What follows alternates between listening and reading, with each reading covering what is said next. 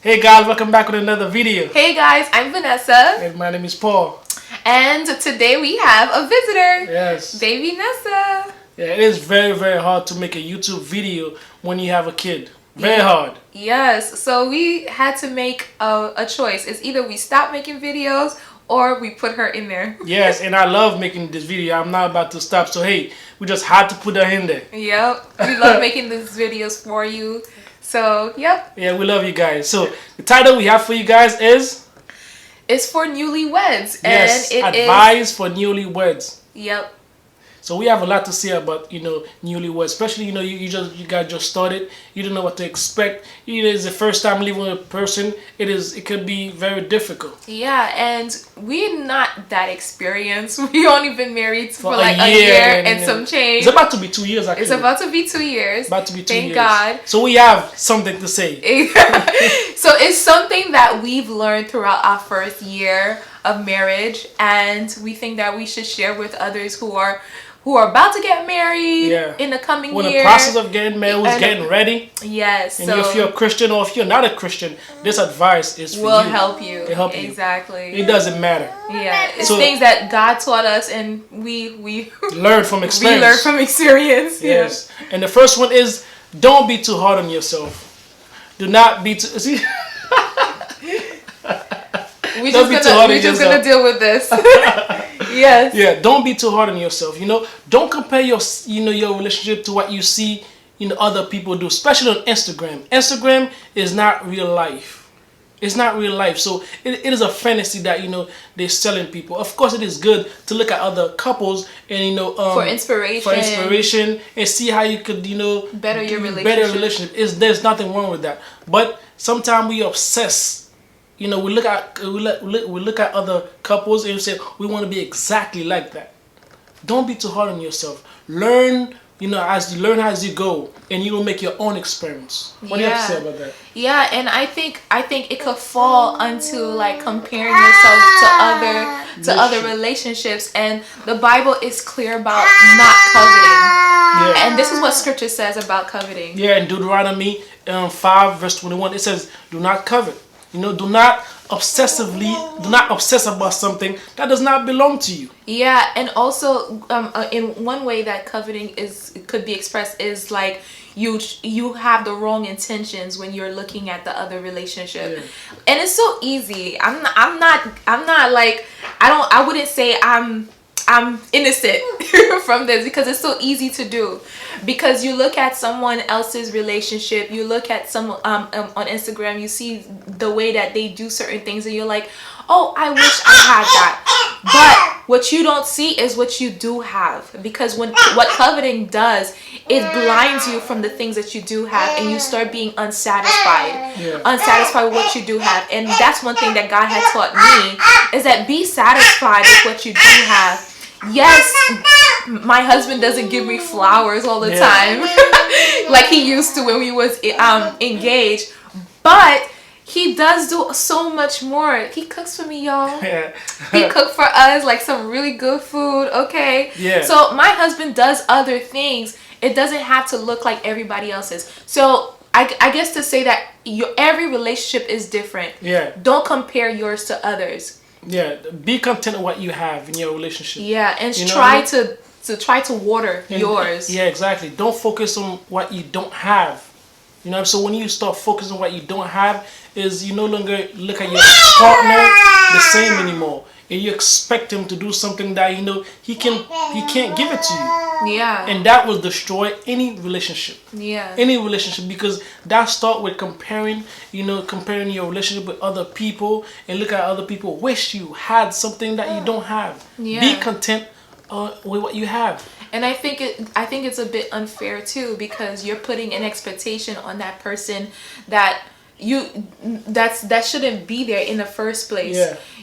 And you don't know that other person that you see on Instagram. You don't know how true it is. Yeah, you don't know. As soon as the camera turn off, you do not know. You do not know. Exactly. In Instagram or any social media platform, people always going to show you their best. Exactly. They're always going to show you the best side of themselves, but they will never show you the other side. The side that when the camera turn off, you don't not see. Yeah, and there's nothing wrong with that because Yeah. you have to keep your relationship private. Yeah, you have to. But keep your at the shit same private. time, you have that's the reality of you not comparing to others because of course people's going to show you the moments when they don't argue. They're Yeah. going to show you their happy moments. They're going to show you when they're happy with one another and everything is going good.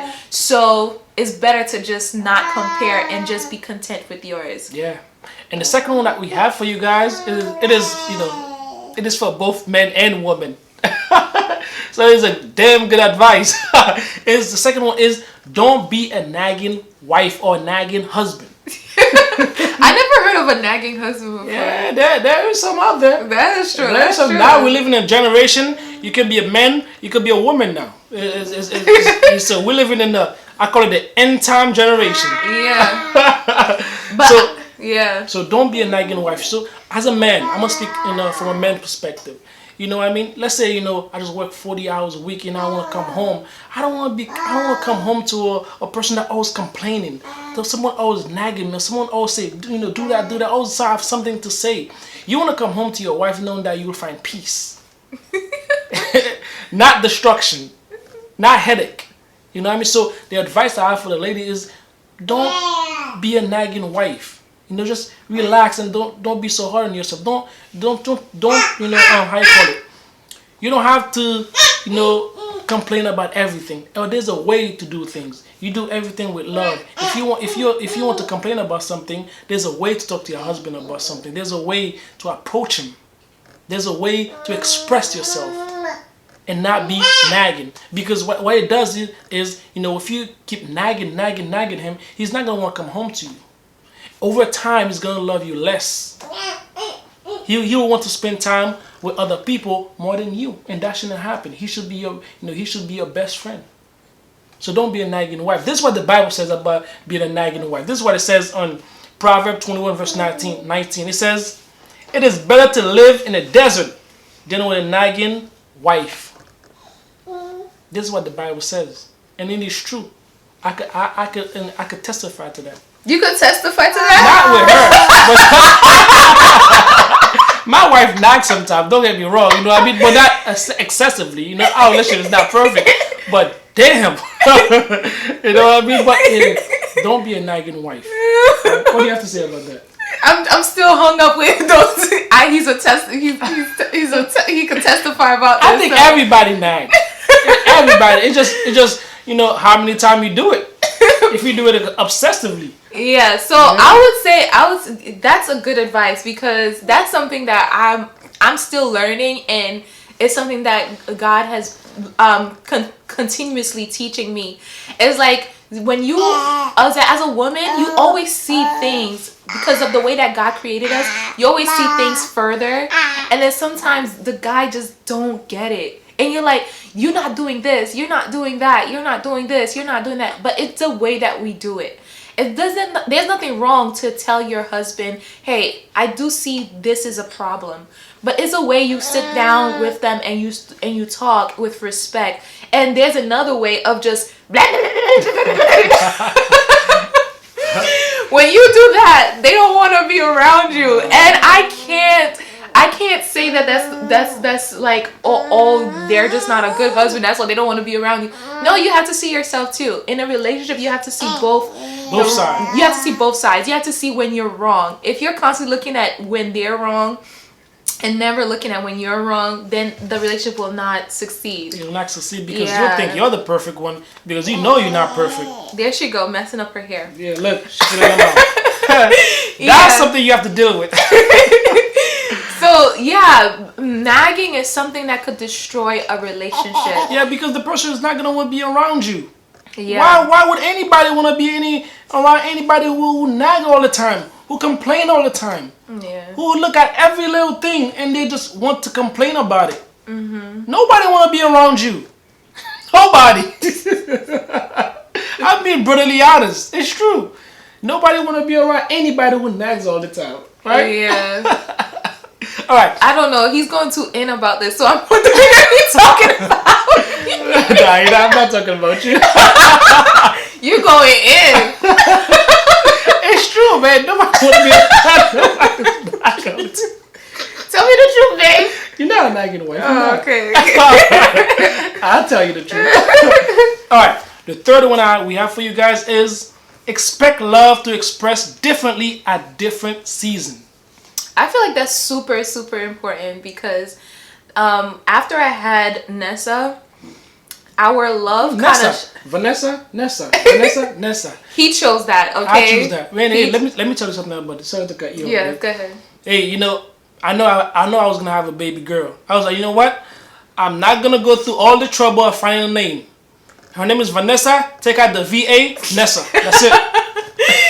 Oh, how sweet. Yeah, continue, babe. Yeah, so what was I saying? Express love differently at different seasons. So after I had Nessa, I realized that our love was expressed differently. Yeah. It was like a different type of season that we were in. Well, we are in right now. Yeah. So it's like before it was just the two of us, and it was so different. But then now that we have a baby, the things that my husband used to do just for me, he has to do it now for Nessa as well. And not only that, it looks different. Like before, he could possibly do more sweet, really sweet stuff. But now I feel like there's something that goes on in a man's mind as soon as they have a child. It's like responsibility. And all of a sudden they just want to work more. They want to be that provider. They want to be the person that makes sure that we eat and things like that, and which I appreciate. And a lot of times when we once we get married, we're going to expect the same type of love, how it was expressed when we were engaged, is going to be the same way in marriage. It's not. Yeah, the way a person expresses love during the dating, during the dating season or engagement, is gonna be different. When you guys married, because now you guys live together. Mm-hmm. You guys in a different season. You guys have to experience everything, together. So it's going to be different. During the dating season, I'm gonna give you an example. The person will give you flowers to show you how much they care about you. All the time. All the time. Doing the how do you call it?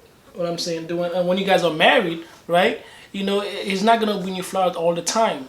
It's not the way he used to do during the dating. It depends. Season. It depends. Yeah. You know what I mean? It might look different. Yeah. If it look different, there's nothing wrong with that. Don't say the person doesn't love me the same way anymore, or you don't have to say hey, he doesn't do the same thing that he used to do during the dating phase. It just might look different. Yeah. And I'm gonna give an example for us.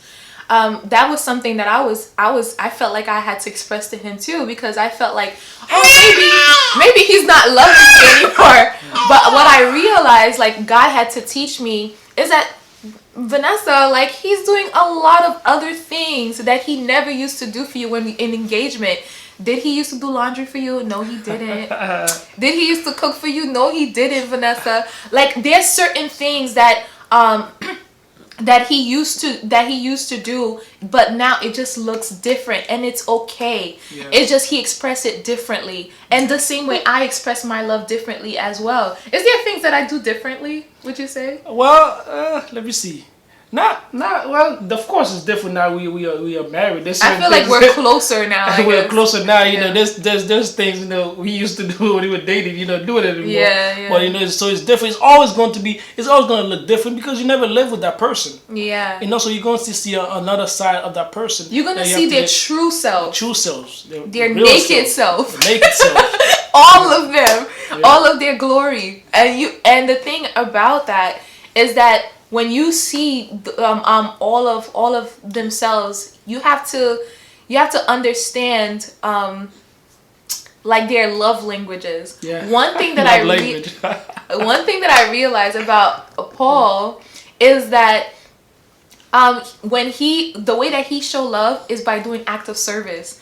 The way that he show love is by doing things for me and stuff like that. So in my head, I'm like, when we were engaged and dating, used to give me so much affection. Used to give me all that. And her love language is word of affirmation. Yeah, and affection. So So because of the fact that his love, the way that he expressed love is act of service, is like later on I'm starting to realize that, because I'm like, oh, that's the way he showed his love for me.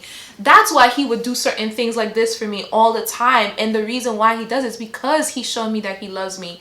This is where it has to have a discussion. Like, babe, I also want you to show me affection. Yeah, it's good to talk about it. Yeah, exactly. Talk about it and find what each other likes. You know, how you guys express love differently. Yeah, exactly. It might look different. Yeah. So this is the video we have for you Not guys. disclaimer, not that he doesn't show me affection, but I just want it more. You know what it is. I'm excessive. So hey, this is the 3 advice that we have for you guys. You know, we hope you applied it in your life, and leave a comment if you like this video. Subscribe, and we have a whole different idea. We have, and look at our other videos also. Yeah, and I'm pretty sure like we have a whole lot more to share for the newlyweds. If you really like this video and you want us to do a part 2, share with somebody. Share. Yeah, share it, and also write in the comments part 2, please. Yes. Okay. Or just press the like button 1,000 times.